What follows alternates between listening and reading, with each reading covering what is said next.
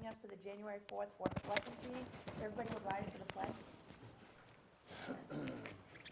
I pledge allegiance to the flag of the United States of America and to the republic for which it stands, one nation, under God, indivisible, with liberty and justice for all.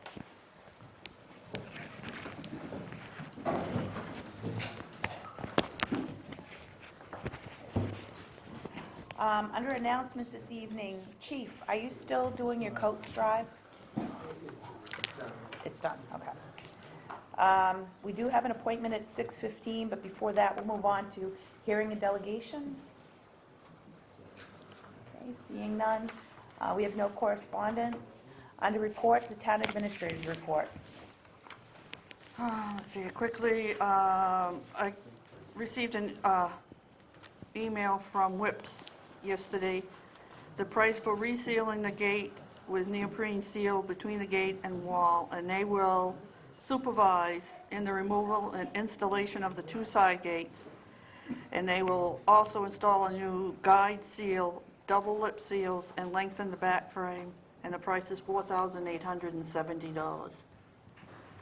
And what did we budget? $4,000. And it was 4,000. 870. So do we have somewheres where we can get the $800 from so that we can get this done? Yes. Clint's not here, I guess, so, but he sent a message that they poured the floor yesterday. It's under a heated tent system. It looks good, and the compactor is scheduled to be delivered next Monday. Owens was out there yesterday during the cement pouring to do the inspection, and we should be getting a report on the inspection. And Saturday, we will be holding job interviews for the town clerk, and budget season is starting. And up to the neck in budgets. Was the library lighting taken care of? Yes. Yes, that's all taken care of. Good. You have to wear sunglasses now. All right. Moving on, selectmen's reports. I have a few things to put in. First of all, on behalf of the board, I want to thank everybody in the community that either adopted families or contributed to the Christmas families this year. We had over 140 children that got Christmas this year that otherwise wouldn't have received anything if it wasn't for the generosity of folks that helped to contribute to that program. Particularly want to thank all the elves that went out and did some shopping and helped wrap gifts. And I also want to thank Santa's Little Helper. Santa's Little Helper picked up the families that Waterboro couldn't take care of. So thank you very much to all those that were involved in that. The other thing that I wanted to mention was that this Saturday we'll be conducting the job interviews for the open towns clerk position. It's a position that's been open for a number of months now, and it certainly has had a very significant impact on the services that the town's been able to provide at the front windows. With only 3 people that work at that front window, with one position being open, that's left to man the front counter. And when you have one of them that's out on vacation or sick, we've unfortunately had a lot of instances where we've had only one person working out there. And I wanted to thank Brenda Krenner, who's our motor vehicle agent, and Sharon Reed, who's our tax collector.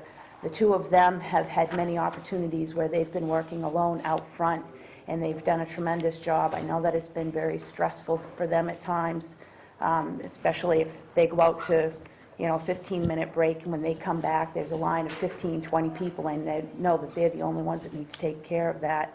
I also want to thank the residents who have been very patient with us as we've gone through this transition out front. I know that it's very frustrating when you come into town hall and you expect that you're going to be able to walk in and register your card.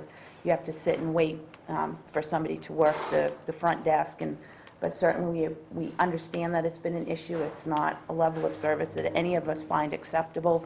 We are working to make it better. Hiring a new town clerk is going to go a long ways towards improving that service out front. So we do thank the residents very much for the patience they've had with us as we've gone through this. Other selectmen with reports? Gordon? Thank you. I met tonight with the six-town group, which comprises the RSU 57 school districts. And the outlook at this particular point in time, to be quite blunt, doesn't look all that favorable in terms of having any foreseeable tax reduction. In fact, we're looking at some fare increases here that's going to impact the local taxes. We're still working on this with the superintendent. He's working obviously with the school board. There's some collective bargaining that's going on as well, although I can't really comment on that because of all the confidentiality statutes and so forth, but there's a whole number of factors involved here. But bottom line is that at least right now, we're going to expect an increase again in the school budget.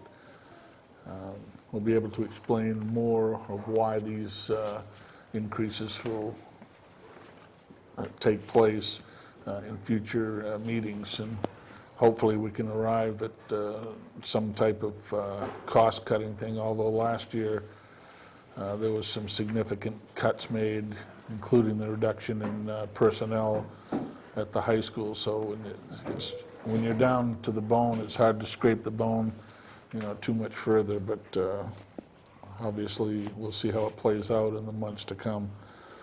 There's tentatively, and I say that because I have not had the opportunity to speak with the other members of the board tonight to let them know, but there was a general consensus when we left the six-town meeting that we would like to have all the selectmen from the entire boards from all the six towns to meet on the 25th at the Waterboro Fire Department with the superintendent of schools to provide some input regarding what are things that we will absolutely not live without that need to be funded, and things that we could see fall by the wayside. It's going to be an informational meeting, and for a lot of the boards, it's going to be a public meeting as well. So if it does come to fruition, it will be adequately posted for any resident of any of the six towns that want to go over and hear what everyone has to say. And this is also news to the fire chief. I haven't had the opportunity to speak with him either, but once we try to settle all the details, I'll try to meet with him and try to coordinate the details there. Sean, do you have anything? I don't know how many people here saw the article in the Portland Press Herald on How and How. Yeah. A new company in town. I'm very proud to have read that article and see what these people, what the brothers are doing. They have designed a wheelchair for vets or anybody else. And a wheelchair is not inexpensive. It costs about $45,000, but it will bring a disabled person just about anywhere they want to go. They can go out into uneven terrain, fishing or hunting. Hunting might be a little loud getting out there, but they've created this mechanized wheelchair, and they're doing it at no cost. They are not taking a profit off this, and they have property in not Acton, but Lebanon, right. And they're talking about making this property available so that handicapped people can use this new chair and go out fishing and get out into the countryside. So I just, when I read that, and I thought, this is a real nice, it's a neat invention, but not only that, but they're making it available at cost. and they are actually putting money into the venture with this property in Lebanon. So it was a nice, I felt very good and very proud of our, of the company in Waterboro. Just to add a note to that, if you, they do have a Facebook presence where they have videos of that, and they also have some that have been uploaded to YouTube that shows some of the different vehicles that they create down there, and one of those is this wheelchair, which the first recipient of that wheelchair, because it's a prototype, he was given that free of charge. He was the one that did that. They wrote to him and said, you know, I would really like to have something I could get out into the woods with, and they built it and gave it to him. David? Yeah. What time, Gordon, was that meeting on the 25th? Well, they wanted to have it at 4 o'clock, but I indicated that you might have some difficulty getting down from Freiburg Academy to meet that time, and also the chair getting up here from Saco. So it's been moved to 5 o'clock now. There was one other, I think his name is David Burns, a selectman in Alfred, that has to come down from Augusta. So I want to have the opportunity to speak with the members of the board at some point on this. Okay. Also, could I have an update on the status of the Mass Camp Road? Fred? Fred? Well, it could be done right off, Dave.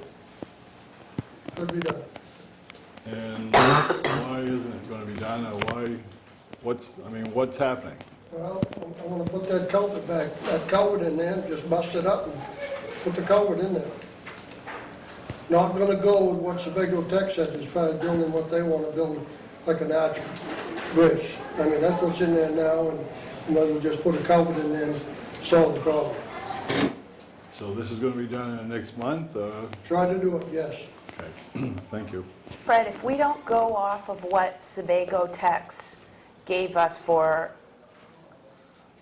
a plan, is that going to impact at all the FEMA money that we're getting? Maybe that's a question for Pam, too. I don't believe so. Maybe we need to just kind of double check and make sure on that before we do some work and find out we're not going to get anything for it. FEMA had, in their report, they had a repair, how to fix how they would like to see it repaired too. Excuse me, and I think it was with a culvert, wasn't it? I think so. Yeah, I think it was I with a think culvert. John said a culvert, yeah. Yeah. All right. We do have a 6:15 appointment, so I know Kurt's here and John for our committee, but we'll get back to you. 6:15, we have Joseph Warren for a consent agreement on map 5, lot 47D.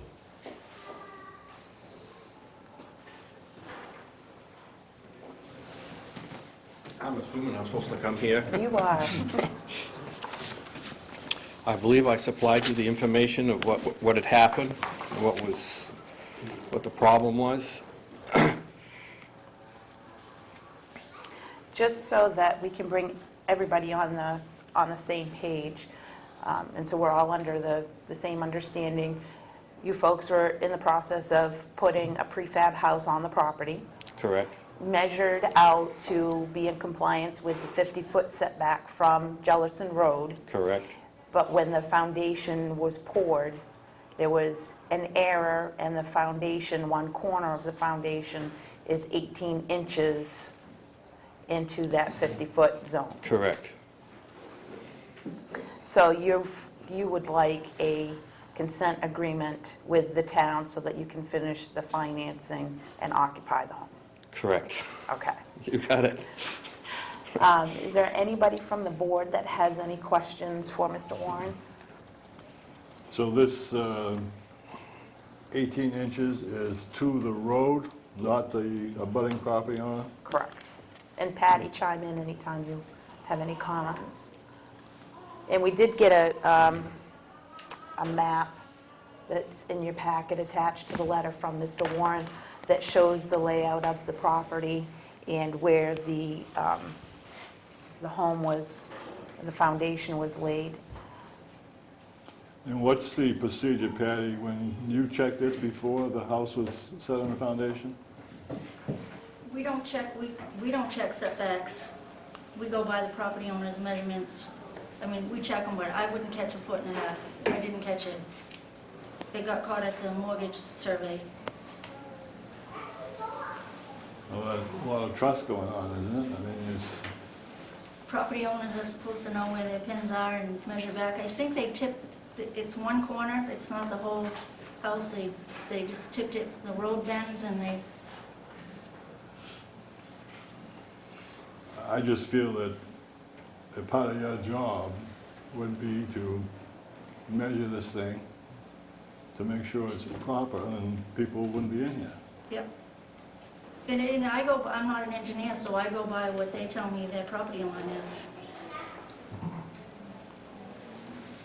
And I agree with you, but that's the facts of it. Well, why can't you do it? I mean, is there any law stopping you from measuring the, No, I do measure. If I feel it's off, I'll measure it, but I go by what they tell me the property line is. And if they think the property line is 50 feet. Right. Mr. Warren? I believe what happened was that when the excavator come in, they pulled the stakes out that we had put in, and then when they put them back in to put the foundation in, they put them in the wrong spot. Because one corner of the house is where it belongs, and the other corner is ahead the 18 inches. Actually, it's more than 18 inches from where we had put the pins, because I had told my son, make sure he went an extra 1.5 feet so that there would be no mistakes. So they actually put the stakes in 3 feet ahead of where they were supposed to be.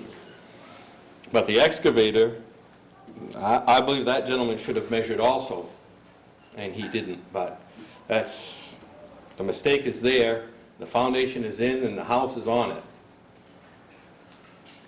So I see no way here that, there's nothing I can see that you would benefit by having that house corner of that house 18 inches closer to the road than the 50 feet setback requirement.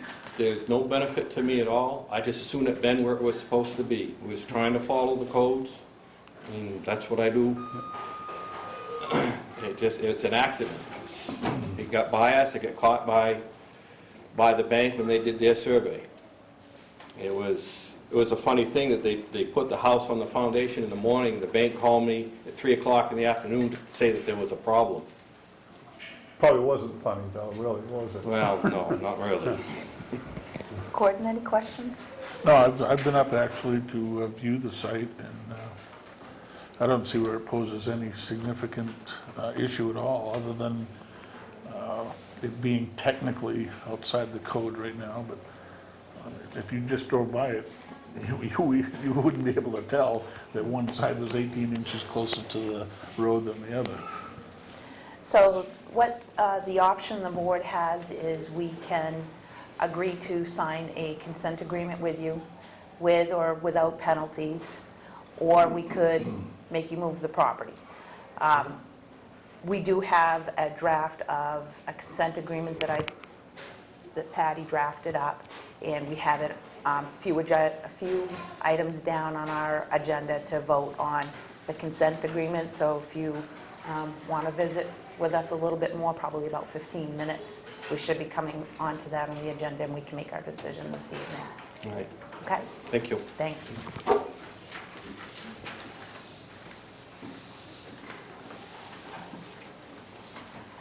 Okay, committee reports, planning board. Kurt? Thanks, Madam President. We've had a pretty quiet quarter. We've had a couple things came in. JD's was in for the rezoning, just gave us an intro on it. They're actually coming, our public hearing will be tomorrow night with them. We went through the marijuana ordinance. Tom found some model language that other towns have used that their lawyers have already reviewed on it. So we've been through that. We held a public hearing and nobody attended. We've gone through Meadowbrook subdivision. We've gone through preliminary, and we just DEP just approved it, so they're coming back in for their final. Green Court Acres is another one that's come back into us again after a hiatus. And there's an issue with the number of lots. A couple of the lots were sold back to abutters, so the question of the number of the lots in the subdivision is variable. Where's the Green Court Acres? Is that That's the one that's that's down by the high school Okay. and back by the pole lines. So the thing on that is where the road is, we already have public water. The water district used that to bring their water line out. So that's already in. We have a wellhead protection meeting tomorrow to go over the wellhead protection zones for Lake Arrowhead and the town. And then we got a conditional use permit coming in for Ossipee Towers to increase the size of the tower up there. So that'll be that's a main emergency for state police. Local can also get in on it, but I believe it goes from 95 feet to 190 feet, what they're asking for on that. And then the last thing is our budget. We haven't had a meeting since the budget request went out, so that's on our agenda for tomorrow, and we'll get the budget out. So, We, Did you say from 90 feet to 190 or 109? 190, I believe. So they're doubling the 180. 180? So yeah, it's significant. If they're going, it's a guide tower now, it's going to a self-supporting tower, is what they're asking for on it. And we haven't had, they're coming tomorrow, we just have the paperwork, they're coming to us tomorrow for that. Is the board full strength now, or you're We're down one, down one? yep. So the zoning change that the JD's is involved with, has the board come up with a proposed change there that just doesn't accommodate JD's but makes sense for the, so it's not just kind of a one piece that is... That's what our goal will be. Right now, we have to address his request as a separate request, but our goal, we sort of tasked Tom with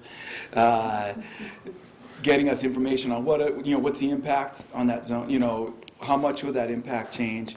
We'll handle JD separate, and then make a recommendation to you that, what else could be changed along with that. All we've had, JD's wasn't actually on our agenda. They came in one night. We were slow, so he gave his presentation what he was proposing, and we scheduled the public hearing. So we're really sort of starting the whole JD's. So if you went further back from Route 5 on that, and you went straight on down Route 5,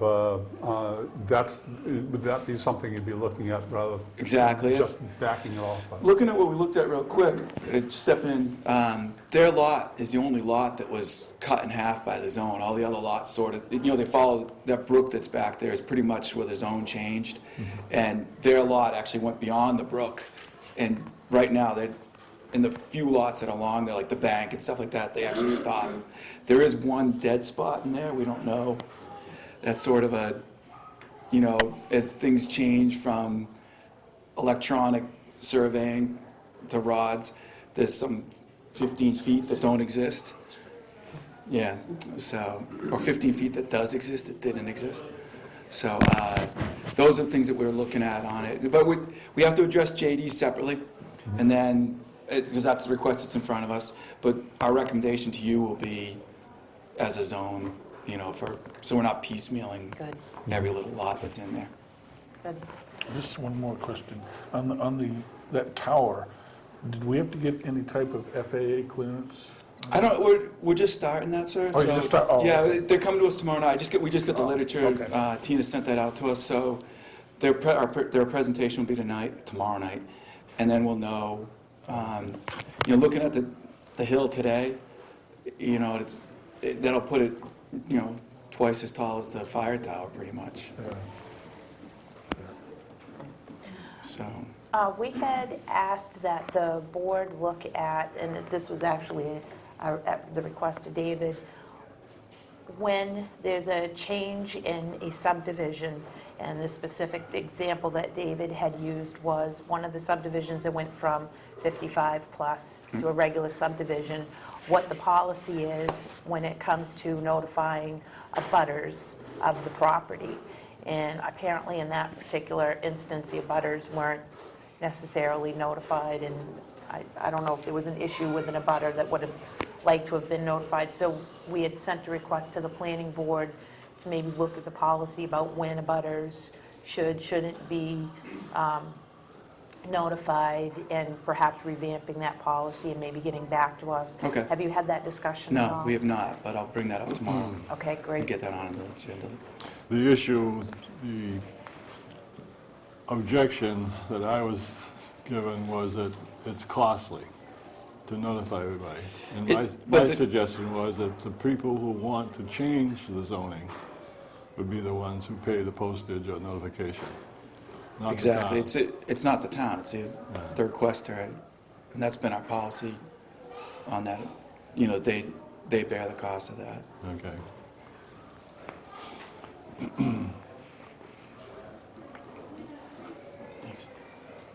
Anything else? All right, thank you, Thanks, Kurt. Mike. Next up, zoning board of appeals. Oh, Fred? I have a question I want to ask you people. The Clovis Road is a town road, right? The Clovis Road, Yep, the town road. yep, Okay, now there's power up there, yep. there's telephone up there. You better put in your thoughts, because if somebody gets up there on a piece of property, is gonna build a house up there, the town of Waterboro is gonna be stuck building that road. It's gonna be very costly. Keep that in mind, because it could happen next spring, and you never know. Zoning board of appeals, John? We had a real exciting quarter. We had one meeting, and that was an administration appeal, which we decided our illustrious code enforcement officer was correct. They threatened to appeal it to the courts, but the time has run out, so that's the end of that. That's been it for almost a year. Okay. I think it was the fee increase. No more arguing. If it's going to cost me some money, John, yes. I is don't the want to answer. membership at full, or are you lacking members? I think I'm lacking a member, I'm not sure. One member? Yeah. Thank you. I think there's one missing. Thank you, John. Good, thank you. My squeaky voice tonight. Committee reports, town planner. Did you bring your timer?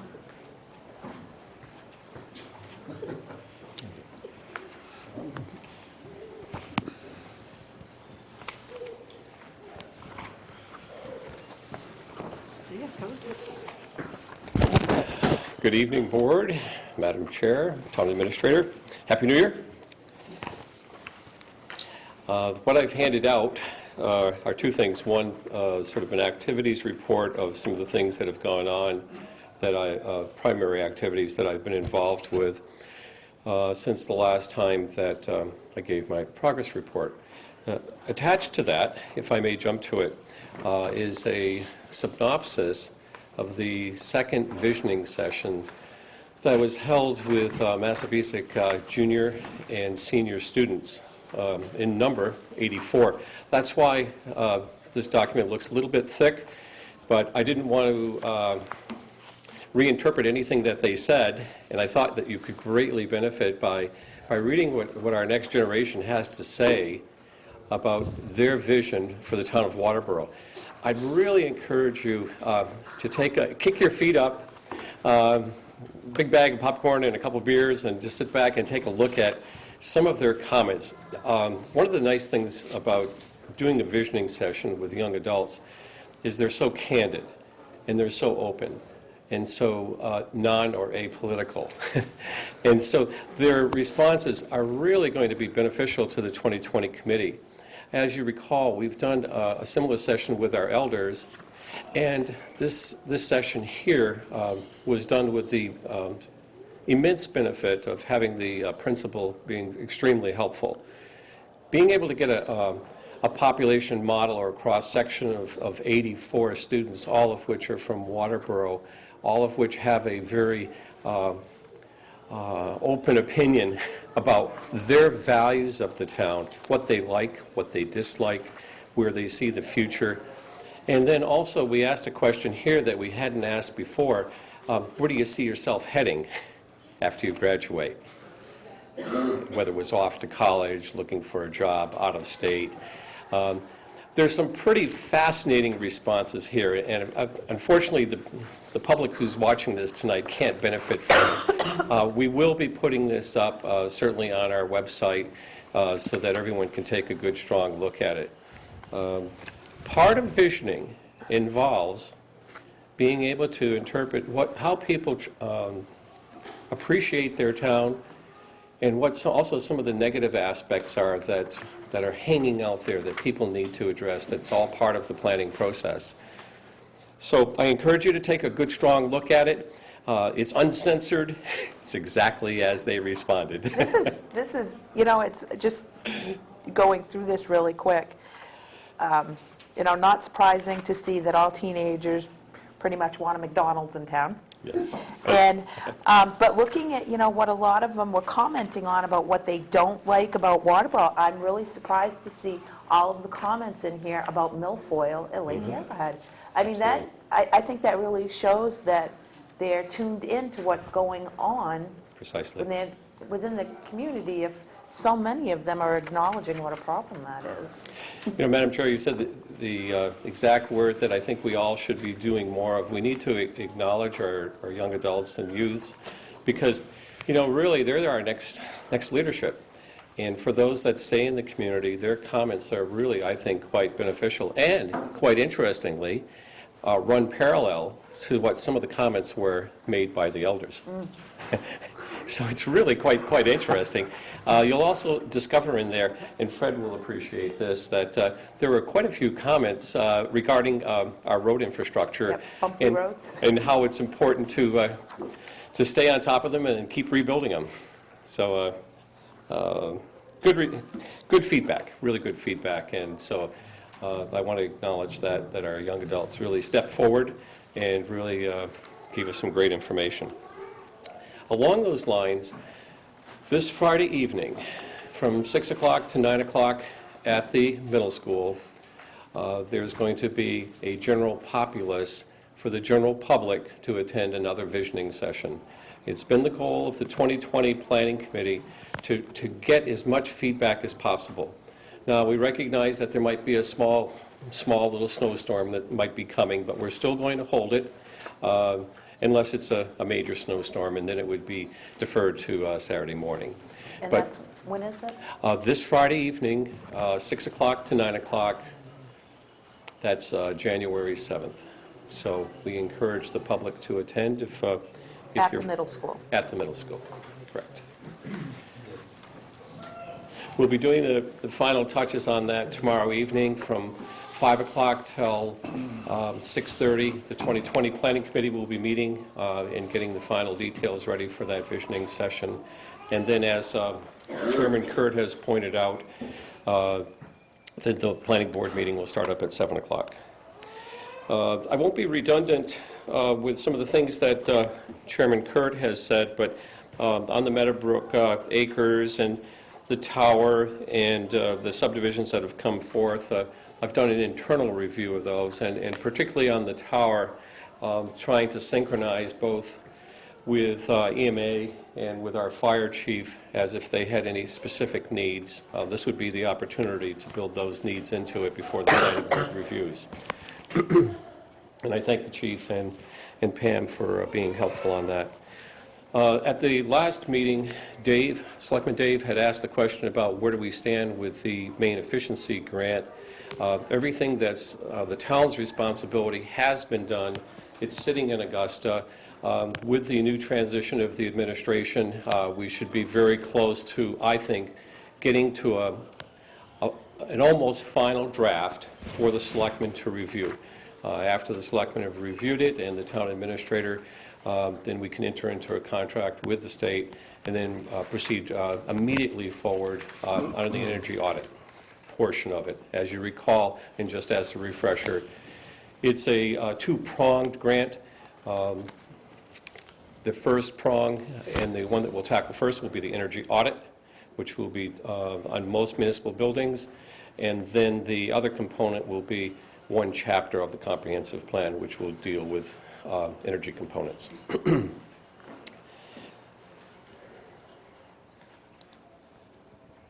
Next.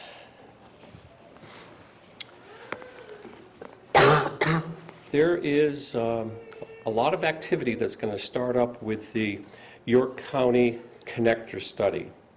And as you recall, it's a conglomerate of 10 towns, of which we were able to negotiate Waterboro as part of that conglomerate because it's important. It's important in this connector study that that some of our larger sister communities like Biddeford, Saco, and Sanford understand that the Route 202 corridor is a critical one. And so John Sylvester and I are probably the two there that are speaking the loudest regarding how we pay attention to, in this particular connector study, to what happens with 202. What I envision the outcome of this, people always say, well, what, just another study. What I envision the outcome of this study will be is where a proposed arterial connector will be connecting southern York County or central York County to New Hampshire. And with that, I'm going to tell you to keep continuing, but I'm going to excuse myself for a moment before I cough all over everybody there. So. There's a coastal contingency that sees that the collector spur, if you will, that's a commonly used word, that the spur should connect from the Kennebunks through South Sanford and tie in the South Sanford area to the interstate. There's also a contingency, although only a couple of us, and I'm probably the strongest advocate of it, is that the connector should come straight through the Spalding and connect back to 202 and link us into another spur that would be an inland spur versus a coastal spur. So there'll be great debate. There will be a public hearing in the Sanford Town Council's chambers on January 20th for those that are interested. I think it starts up at 6 o'clock. It might be an interesting public hearing to attend. The consultants to the DOT, many of the people from DOT, as well as the Turnpike Authority will be in attendance, as well as all the communities that are represented. I will be attending that meeting, so if there is a conflict in your schedule due to your budget reviews and the sort, I'll be happy to report that back to you. It's really critical that we keep our thumb on this. It's really critical because future transportation monies in the next decade, the recommendations that come out of this study will impact where monies will be coming for Route 202, without question. So I'm going to continue to monitor that. You're all aware, I won't spend a lot of time on my activities with the 2020 Master Planning Committee. Again, hats off to the committee. We have great attendance, very loyal attendance. I think we're making great progress for the short period of time that the committee has been up and running. You've seen the capital investment plan, or capital improvement plan. That's something that I had spent a fair amount of time on trying to get it to the state that you received it in. You're aware of the rezoning. I'm just going to go down this list here. I've cross-communicated with the Conway School of Landscape Architecture just in case that we do proceed ahead, and if we do get favorable support from the Board of Selectmen and from the Finance Committee, which I believe has already reviewed that component of the CIP. I wanted to position ourselves so that we'd be able to work with that particular graduate school because there's great cost savings to the community, and it also keeps us in forward motion on the master plan. As a follow-up from the Economic Development Committee, through Madam Chair's efforts about a half a year ago, people from the Tourism Division of State Government had come down here to do a presentation. It's important to keep that connectivity as there's a lot of changing of the guard. And so I'm going to encourage the EDC to make sure that we have an even tighter relationship, not only with DOT, but also with the Bureau of Tourism. On that note, I've been informed today that our new governor has narrowed his candidates down to looks like 2 for DEP commissioner, unless our representative has some insider information. No? None at this point in time. None that you can reveal, right? One of the potential candidates as commissioner of DEP is extremely pro-business. Extremely pro-business. Something that I think that we need immensely in this state. So it's a wait and see, and I think we'll know probably within the next week. Probably tomorrow. Good, maybe even tonight. Do you know, Pam, who it is? I've heard No? names. And lastly, I'm continually monitoring any possibility for infrastructure grants that may become available vis-a-vis the feds that would be filtered into the LePage administration. More and more, Representative Aaron has been very helpful. He's emailed me several times. And as some of these new bills come about, anything that's got infrastructure on it, I would expect that you'll send me an email, because we need to really stay right on top of that. In order for us to be competitive, we've really got to know before it hits the papers. Before it hits the papers. So any of you that have linkages or connectivity with the state, most of my contacts are with the federal government, where this money is apt to come, and it's apt to come, by my prediction, in 2012, right before the big election. It's always typical that monies filter at that time period. That gives a pretty good overview of some of the things I've been working on, and if you have any questions, I'd be happy to answer them. Nothing that you've talked about, Tom. I don't know if you or Aaron have any knowledge of this or not, but under the Baldacci administration, and it sounds like it's going to be followed up by LePage, of making towns into units on a regional basis, and what I understand is for budgetary purposes, and these units would be, the towns in the unit would be given tax incentives of, say, 10%, and if they're not joining, they get penalized 10%. Have you heard anything developing on that, Aaron? I haven't. And the way it sounds, it would affect things that you're doing now. And I have the article at home, and I meant to bring it in, but I didn't, but I'll get it to you. If you can, Dave, then Aaron and I will take a look at it, and we'll monitor it. And I think legislative monitoring is really critical, particularly as it affects the town of Waterboro. So if the town administrator or any of the board members and/or Aaron see anything that is of particular importance, particularly in our future planning, let's monitor it and stay right on top of it. So thank you for bringing that up, Dave, and we'll do some more research on it. Any other questions for Tom? Just the meeting on Friday, I think this is very important for people to get involved with this. I'm a little concerned that we kind of asked when it was, and it's 5 days off, or 4 days off, and that it's on a Friday evening. I'm kind of concerned that not just snow, but the fact that Friday evening, and it's not widely known, that you're not going to get many people there. And it's something you want, the more the better. Exactly. There were a couple things that David had put on the town website. There are 2 banners, one coming into town from Alfred and one at Lakeside. There were 1 or 2 articles that were in the newspaper. The most recent, I believe, was in the Sanford News. So. But it's a difficult time of year. We have positive expectations that people will turn out.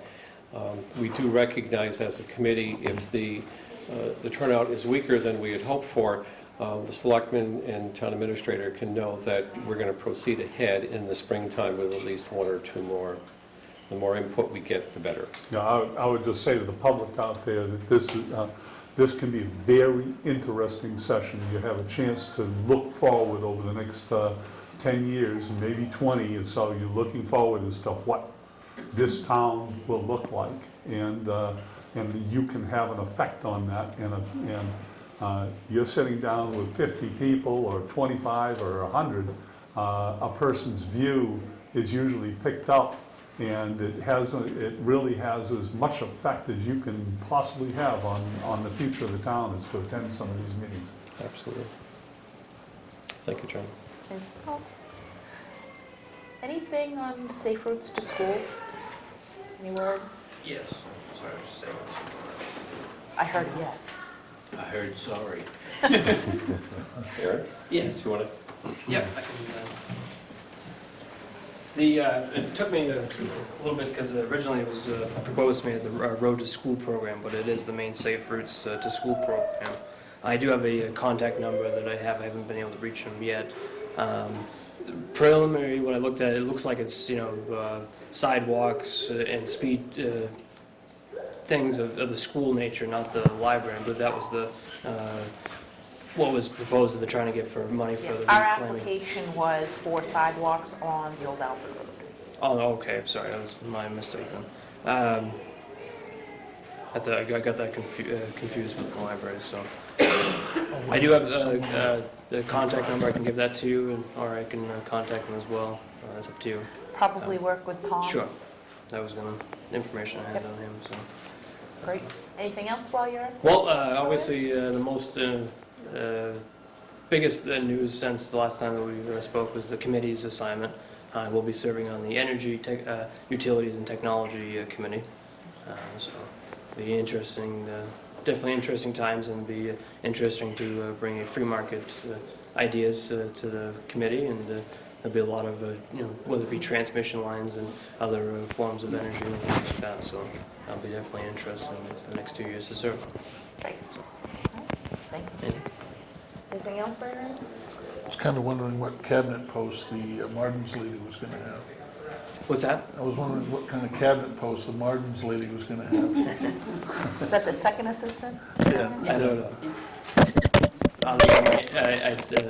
That obviously the assistant there to the chief of staff was Governor LePage's daughter, so it's obviously took some controversy here and there, but it is what it is. So. Thank you. Thanks. Anything else, Tom? Yes, just for a point of clarity on the safe routes to schools, Aaron and I will work on that. My suggestion to the board, and I'd like to say this publicly, is that we let Lion sleep at this point in time until the administration gets its feet on the ground, because there's going to be a lot of changes at DOT, and not that this may or may not affect this program. These are federal monies, the last of federal monies that were filtered into Augusta. So we're hoping that there'll be a preservation of those. And so I think what we're going to do is, and Aaron and I will talk in more detail on it, is to wait till March, which is the date that was given to me by the point people on this particular program, so that we don't stir anything up. I think we'll want to know who the next DOT commissioner is, and once we know who that is, it may likely be someone other than David Cole. If it's not David, I would encourage and ask permission of the board that we make a rapid response to get our next commissioner down here, so we can have a nice face-to-face conversation with him or her. Thanks, Tom. All right, moving on to new business. Discuss vote to approve the consent agreement. We had Mr. Warren speak about the issue for map 5, lot 47D, and we do have, Patty put a copy for each of us tonight, an agreement for penalty in lieu of legal action, consent decree for this property, and it would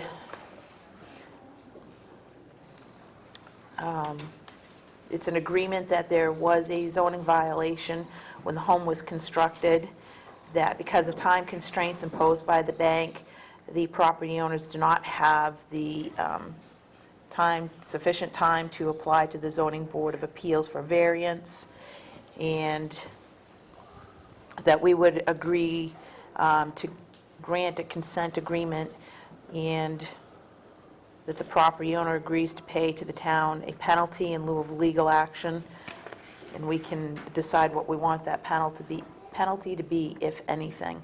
And then this would allow the property owners to move forward with getting the financing on the property and the occupancy permit. So what would the pleasure of the board be? David? I move that we accept this agreement with a $1 penalty. I'll second. Okay, so it's been motioned and seconded. Any discussion? All those in favor? Okay, so that'll give you your consent agreement. We'll sign it, and if you want to pick it up tomorrow so that you can get it to the bank, and it'll be a penalty of $1. Thank you very much. You're welcome. Okay, under old business, the CIP discussion regarding PWD FD trucks request. In the CIP plan, both the fire department and the road department expressed an interest in having a vehicle. And one of the suggestions was, would it be possible for the two departments to share a truck? So we tasked Tom with facilitating conversations between the fire department and the roads department on pros and cons of doing a shared vehicle, and asked him to report back to the board tonight, and wanted Fred and Matt here as well to discuss this. So with that, I'll throw it up to Tom, Fred, and Matt to let us know what you came up with.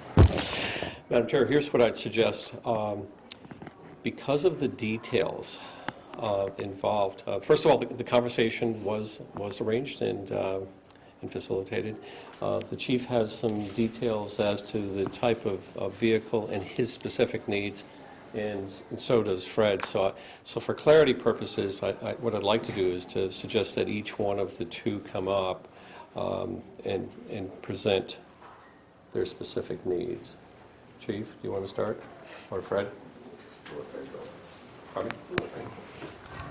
Can you be a bashful, Matt? He respects his elders. I don't think Fred heard. Fred didn't hear that part. I'm good smart now.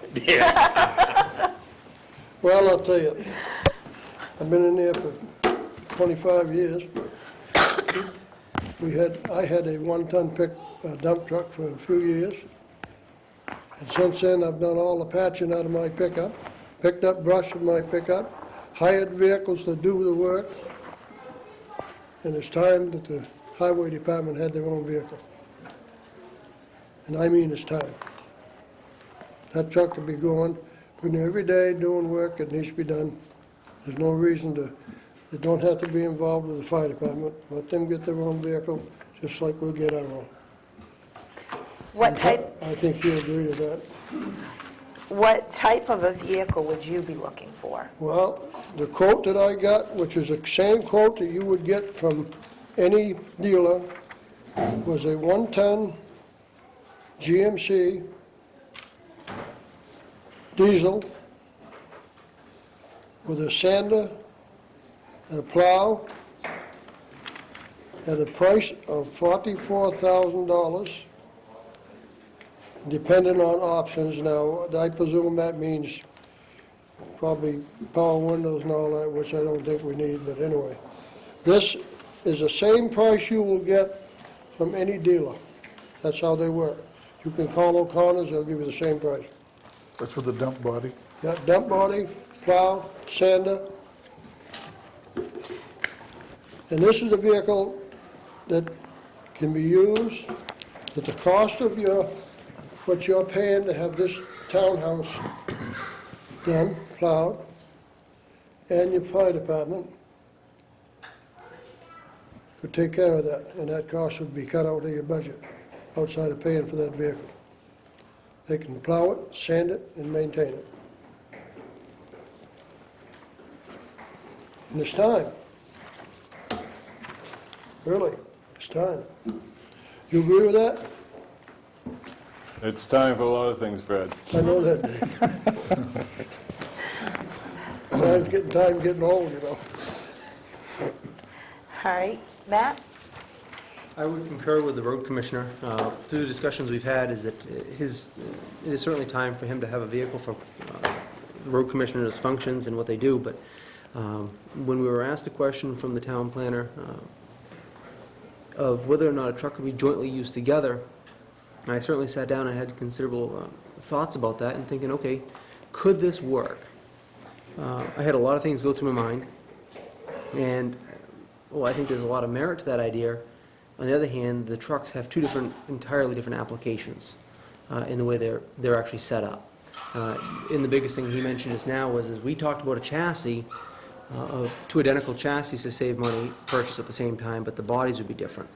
He's looking to have a dump body, and we need a utility body or flatbed, someplace to put a skid unit. And the price that was included in the CIP was a small portable skid unit to slide in and out, but it was also spec'd with a plow unit. The discussions that we initially had going back is, I agree that there's a savings in plowing our municipal parking lots. However, there's also the dry hydrants and cisterns that we do not maintain currently, and we have not. All these subdivisions that we're putting in and requiring cisterns, there is no maintenance involved right now. So the thought was that would be the task that we could do, but as well give us a backup to what he's already got in place.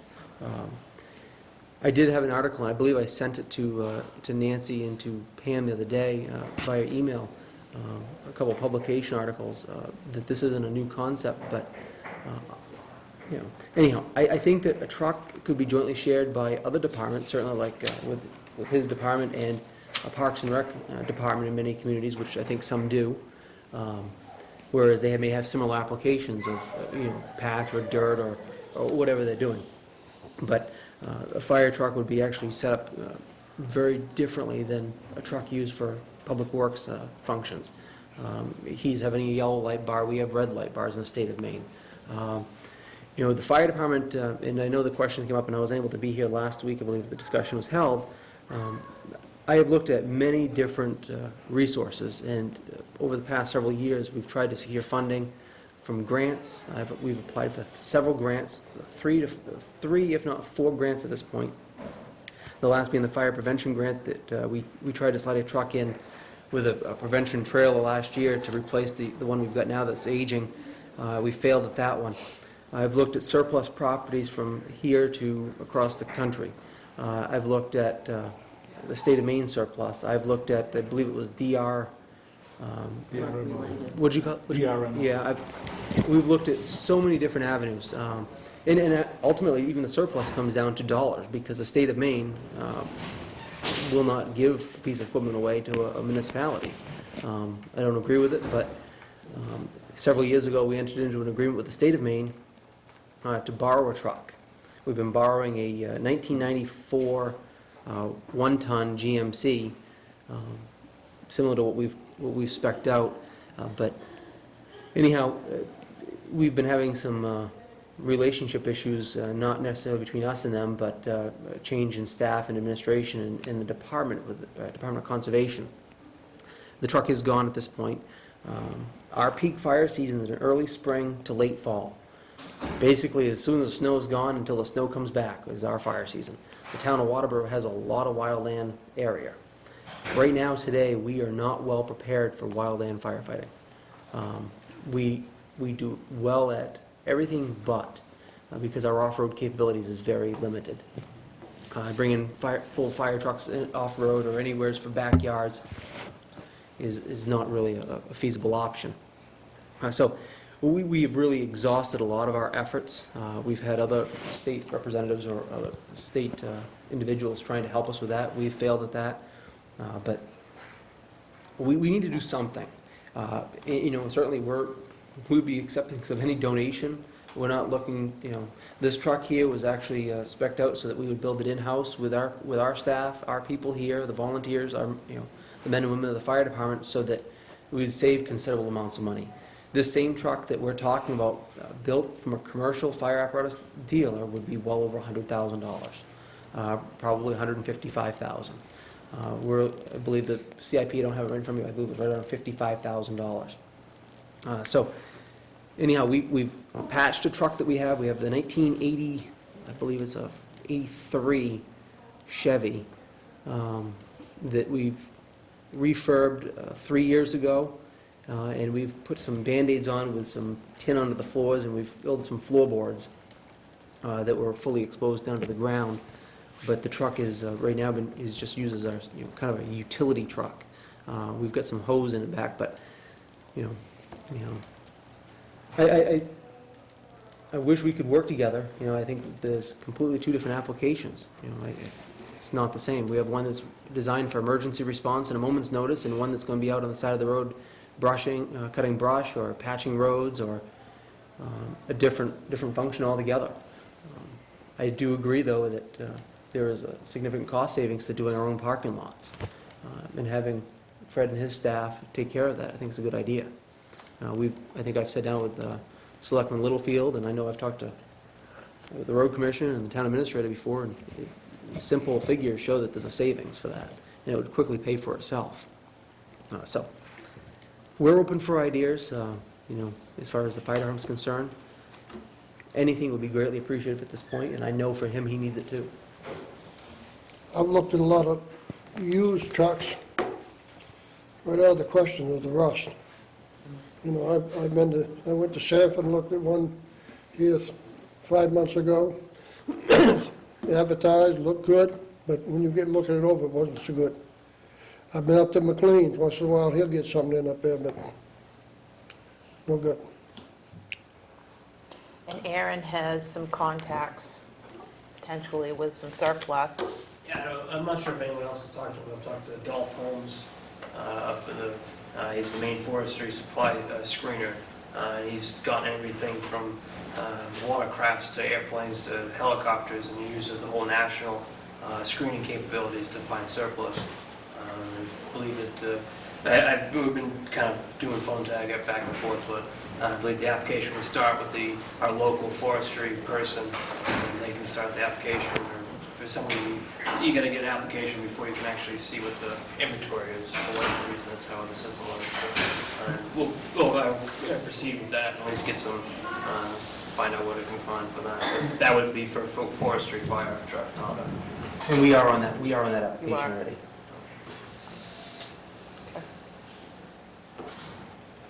Any questions from the board, David? The fire department had a four-wheel drive truck not too long ago, which they got rid of. That was a 1974 or 73 Ford that was a rebuilt engine. Yes, we did. Back when we had it, it failed inspection. It failed a lot of structural. The rust was coming through the fenders, and actually we actually ended up getting rid of it to a collector. It wasn't serviceable as a fire truck anymore. We had inspected a local garage, and it didn't pass a sticker then. So it wasn't used. It had a 1,000-gallon tank on, and to be honest with you, Dave, that truck had a considerable amount of hours on it and was well used.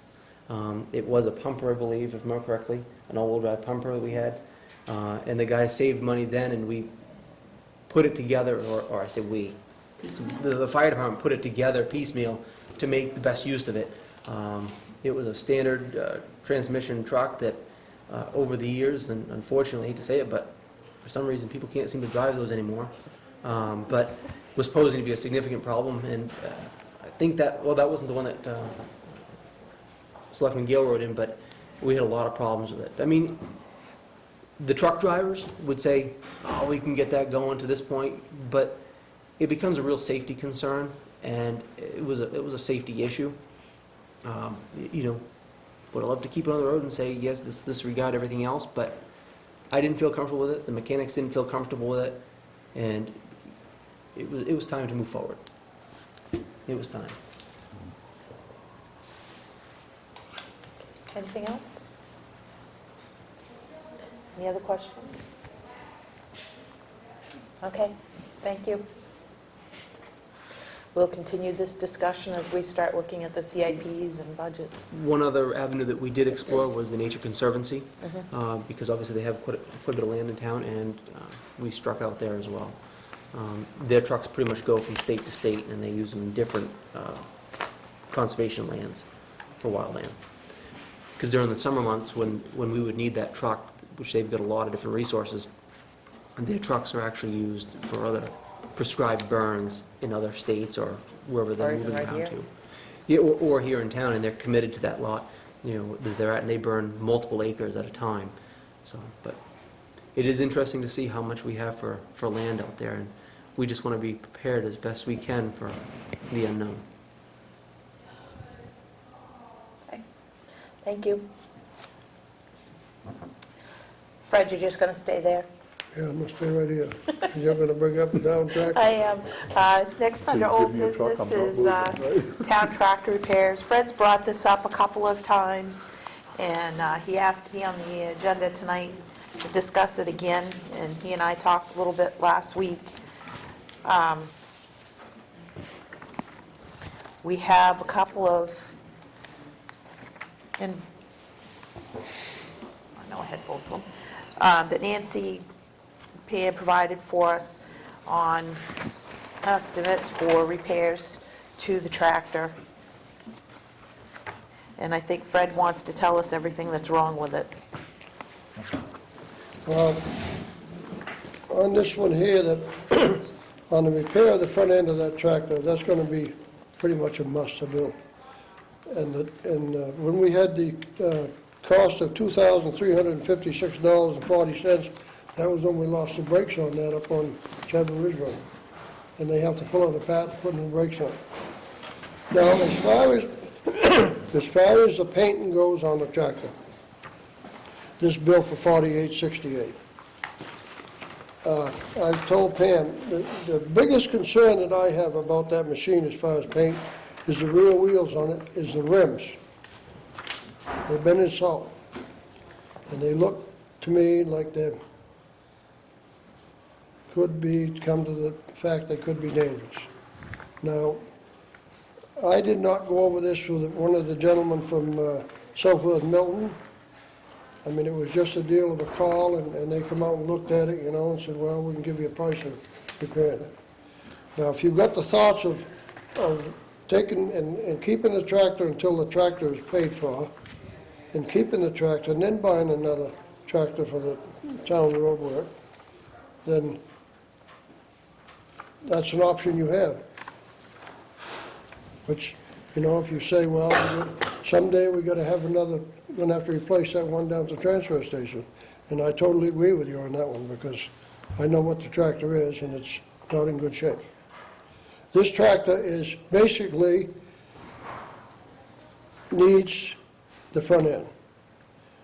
Now, Tommy's been keeping an eye on the antifreeze in it, and once in a while he has to put a little antifreeze in. Now, I'm not saying that there's a problem with the head gasket, which we had with the other machine.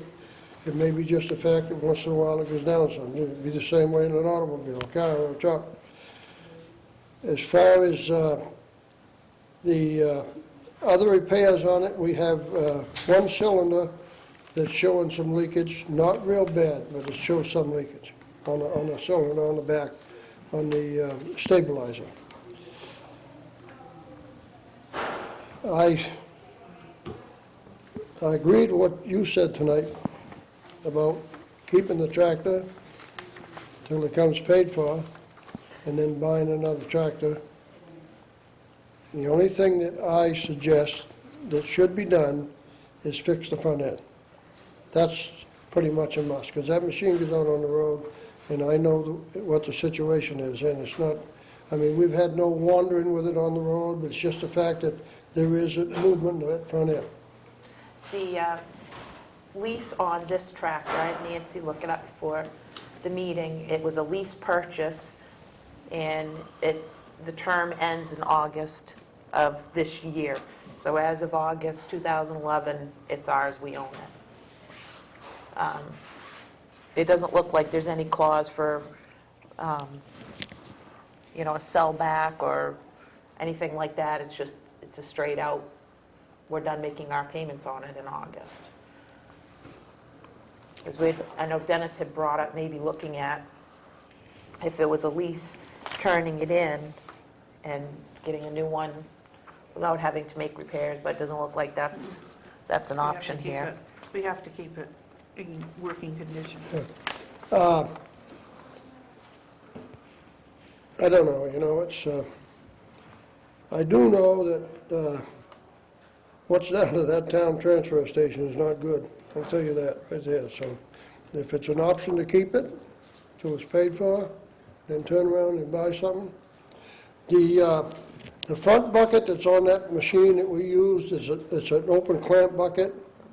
We don't use all the time. That would be a bucket that would stay with the new one. In other words, we wouldn't have to buy another bucket. The clamp bucket that's on the back on the hoe that we use you can reach right out and Tommy can pick up brush and everything loaded in on top of the backhoe, that would stay with that machine. And the Wainroy, which is ditch, uses on ditching so you can tip your bucket, that would stay with it. I don't believe there's any reason for those pieces of equipment to be replaced. Because he's taking good care of them, he keeps them grease good, so that should be, there's no grease fitting on that front end, so if you say you didn't grease it, you couldn't grease it because there's no grease fitting on it. That's kind of too bad, but that's the way it was built. And Clint is waiting for a quote on the repairs that have to be done to the case, down to the transfer station.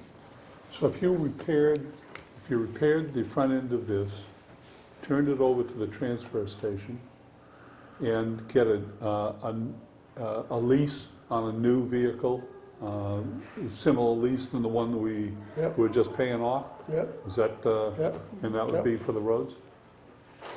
Now, the road budget money is gone. Yep. There's nothing in there to do any repairs on the equipment.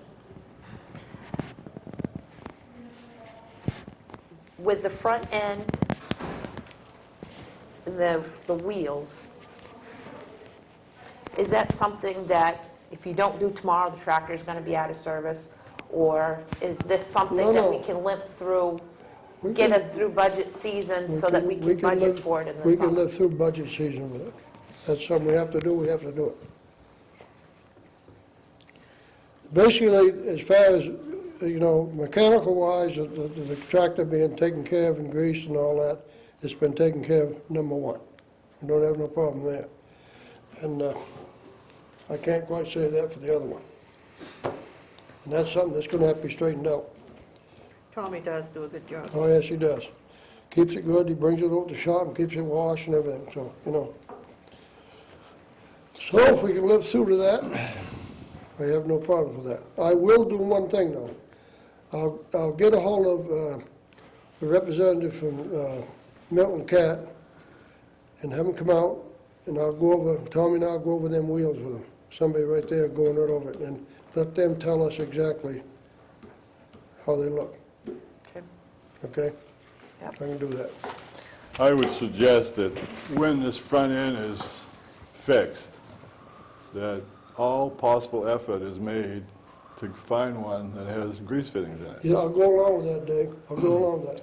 And secondly, the open jaws on the bucket, okay? Do you have another bucket that is a straight bucket? Oh, yeah, we have the straight bucket that goes with it, Okay, so you don't have to buy any buckets for it. and the backhoe, you have another solid backhoe? That's right, Okay. okay. Yeah. All that was, all this other stuff was the options that we bought Yeah. through the years to use it. I just asked that because the transfer station, if we did Yeah, give this over to them, needs a bucket and they need a backhoe. yep. So I think, maybe you could look, I know we've already started budgets and whatnot, and I don't think that a new tractor was considered in the budgeting process, but I think that we need to get some numbers. So as we're starting with the budget, we've got something to Okay. work with.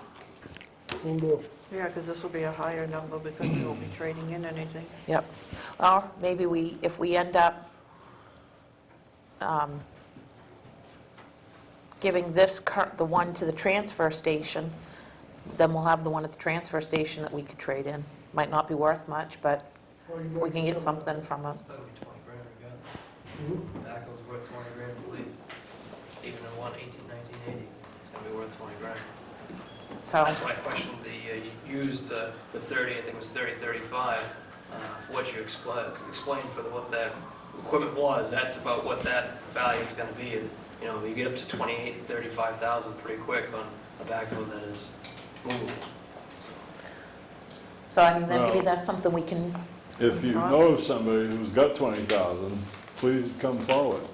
No one's got 20,000. No one's got Well, I money. mean, you can, talk is cheap, you know? No, what I Use meant was- machines, tired iron is tired iron, you know? I meant that what, if you went to purchase a backhoe, you can't, you know, you don't find many backhoes under 20,000, and even a 1990s is going to be up near 30,000, you know, even with a lot of hours on it. Just because, I mean, we have a backhoe, and we've been always looking for upgrades and things like that for deals, so. I got an 82 that was appraised at near 20 grand, so and that's got 30,000 on it. good number to keep in our mind if we look at doing a trade-in, so we don't. You won't get $20,000. What does Clint figure the cost of his repairs are gonna be? He's waiting for the quote. Oh, he is? Okay. Okay. Moving on to other warrants for bills and payroll, I'd entertain a motion to approve those. So moved. Second. All right, so we have motion by Gordon, second by John, all those in favor? Okay, and then we have the minutes, and I'll take them one at a time. We're all here for 12:21, so I'd entertain a motion to approve the minutes from 12:21. So moved. Second. All those in favor? And then for 12:28, it was Gordon, John, and I, so I'd entertain a motion to approve the 12:28 minutes. So moved. Second? Okay, all those in favor? Very good. Pending decisions, we have the medical marijuana ordinance, and obviously the planning board has been working on that. We have our PSAs, our week's action list. We've got Fred that's going to work on getting some numbers together for us on a tractor. We've got the consent agreement, make sure everybody signs that tonight before you leave so that those folks can come in and pick up a copy of that tomorrow. Discussion of agenda items for next week.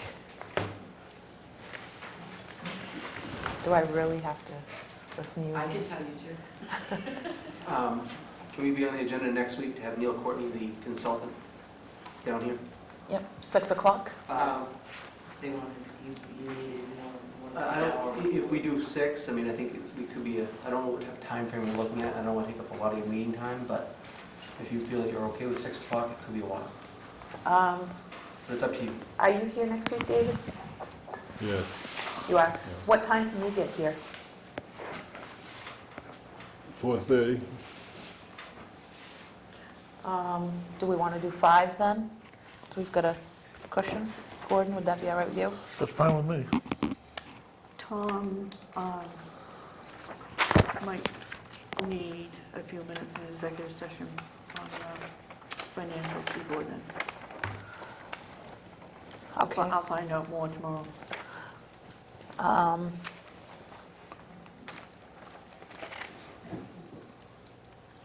Why don't we say 5:15? And if we need to do an executive session, we'll do that at 5, and just make sure that it's quick. Does that work? And then carry into, all right. So, and Neil is the one that's done the current study on the fire department.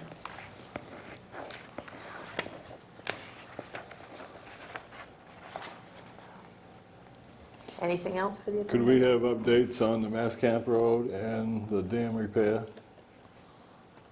Action being taken? Nancy, can you just include those in your report next week? I'll leave, I'll make sure Fred gives me a report.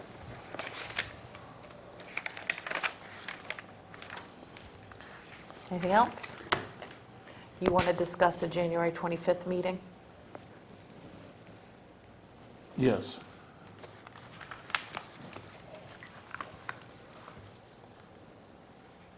John, did you have something? I wouldn't say this next week, but the week after would be update on committee self-evaluation.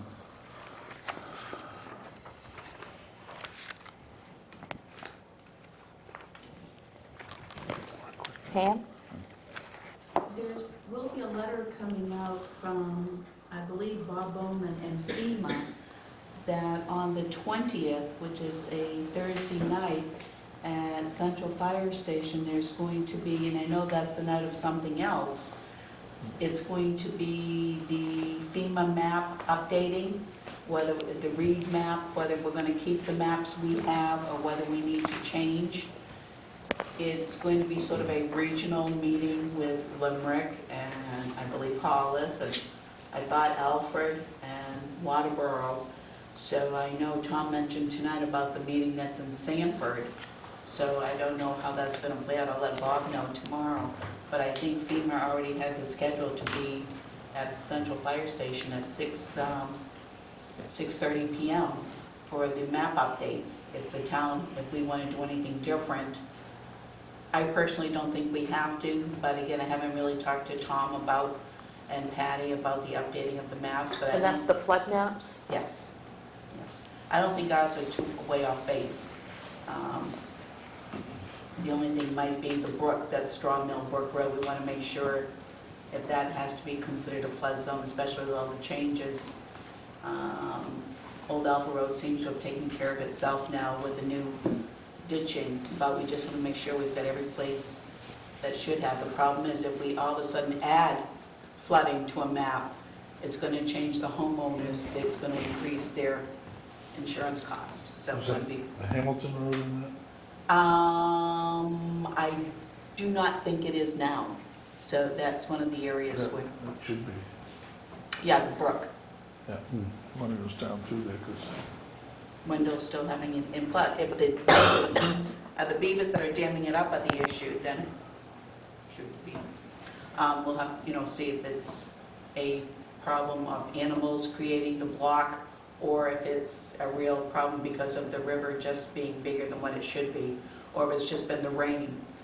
Or do we need another culvert across 202?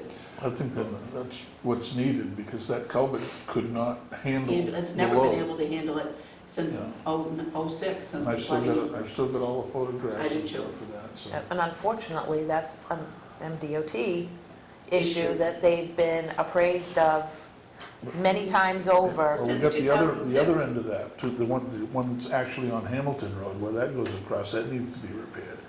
Both Doug Foglio and Fred have. And that's been, mentioned since 2006, it's been Yeah. talked about, and that's it. So, yeah, it might be time to update the flood maps, and then we'll have to see about their insurance.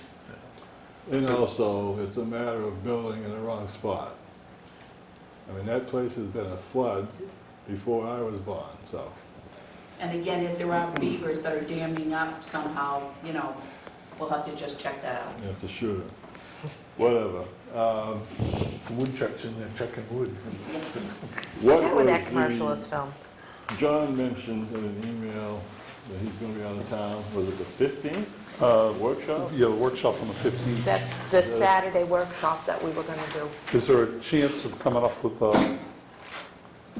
so we can have a 4-hour, we talked about, I think we scheduled 4 hours there, or 3.5 hours. or Yeah, we something. said 8:30 to noon time. Is there another time? On the 8th is out. That's the old calendar, I gotta stop looking at that.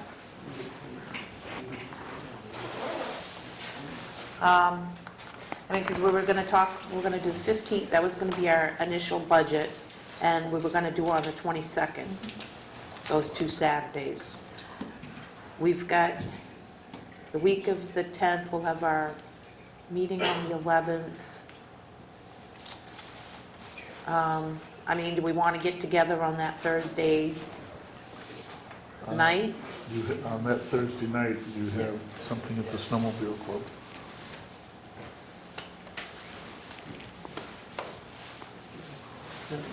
I don't know, that was the library committee. I don't know if they're doing that or not, but I No, mean, that's not going to happen. Yeah, No, it's not? No. so do we want to shoot for the 13th? 13th? I'd rather do a Thursday night than a Saturday myself, so. Last year, we found that we were most productive when we did a Saturday. Yeah. We came in first thing in the morning, we were all fresh, we hadn't all worked all day, it was quiet, And Nobody, we did 2 Saturdays, and we pretty much got the budget done in those 2 Saturdays. It worked out. So you do a Thursday, the fantastic. 13th, you really get into it, and then the next, on the 22nd, Yep, finish it. be nice. I mean, I know the 29th I'm not in town. So if we want to shoot for the, Great, 13th, and that'll be like a 5 to 8 or something like that? yep, And the 22nd, like an 8 to whatever. 8:30 to 11 or 12. whatever, 8:30 to 11 or 12. 12 on the 22nd? yep. Great, thank you.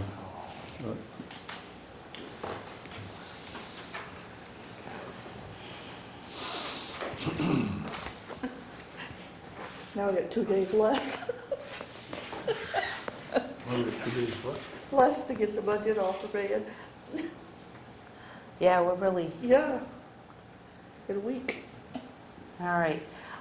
So items needing signature, warrants for bills and payroll, the minutes of 12:21 and 12:28. Reminders, Wednesday, January 5th at 5 PM, the 2020 Comprehensive Review Committee is meeting at Central Station. Also on the 5th at 7 PM, the Planning Board is meeting here at the Town Hall Annex, and there'll be public hearings on the wellhead protection and on the zoning request for Route 5. Thursday, January 6th, 4 PM, the Economic Development Committee is meeting here at the Town Hall Annex. Saturday, January 8th at 8:30, Cribbage Tournament at Town Hall. Monday, January 10th at 7 PM, Parks and Rec Committee is meeting at Town Hall. Tuesday, January 11th, the Board of Selectmen will be meeting at 5:15 at the Town Hall Annex, and reporting will be Parks and Rec and the Old Home Days Committee. Did you say 5:15? Yep. There's no mention there Friday of the 2020 Visioning Committee at the middle school, At the 6 to Massapequa 9. School. Yep. Yeah. I believe there's a scheduling conflict on Wednesday, the 5th of January, the 2020. I don't believe it's going to be meeting at the fire station. Just so you know. Do you know where they're meeting, Pam? They don't tell me. I do know they was looking for a place, but I don't know if they found a place. This is going to be one full house if they are there. They'll meet in your office. They can pack in if they want. Bring a chair. But there is I another think function, Tom's so I already think gone. that Tom knows about it, but just so people know there may be a scheduling issue. Okay. And with that, I would entertain a motion to adjourn. So moved. Second. Okay, all those in favor? Good night, thank you.